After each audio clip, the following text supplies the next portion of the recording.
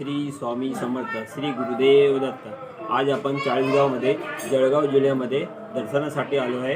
इथे दत्तदांची भरपूर सुंदर मूर्ती आहे। आज आपण दर्शन करूया।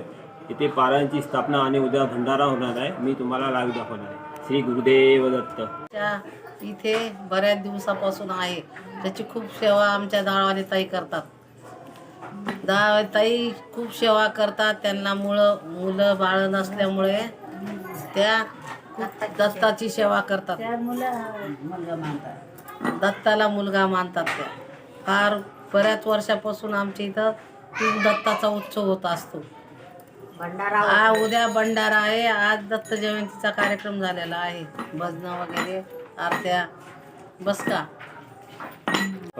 आमच्या परिसरामध्ये छोटं मोठं एक दत्त मंदिर आहे। दत्त मंदिराची खूप सेवा करतात आणि सर्वजण मिळून आणि सेवा करून आणि त्यांची भंडारा व 7 दिवस पारायण सुद्धा करतात आणि सर्वांच्या विनंती करून त्यांनी बोलावता, जेव खाऊ घालता, बोलावता, ते भंडारा करता, चांगला उत्सव करता, आनंदाने पार पाडता।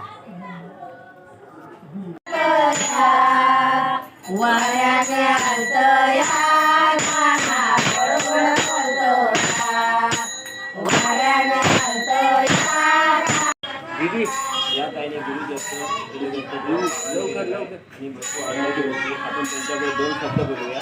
ताई, तुम्हाला याच्याबद्दल काय अनुभव आलाय तुम्ही सांगा दीदी।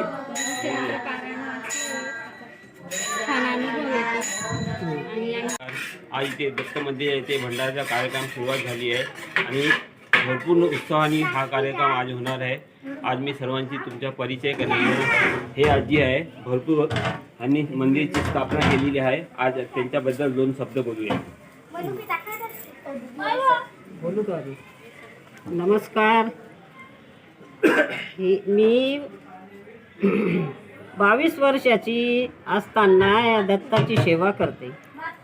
आता मी वयोवृद्ध झाली, 77 माझं आता वय झालं। तर पूजा करत करत करत बहुतेक लोकांचं इथं कल्याण झालं। दारामध्ये माझ्या कल्पवृक्षाचं झाड आहे, दत्ताचं मंदिर आहे। बरेचसे माझ्या गल्लीचे लोक सगळे, माया बहिणी बहीण भाऊ सगळे मदत करतात। आमच्या इथे शेगावची दिंडी येते। गजानन महाराजांचा प्रगट दिवस होतो।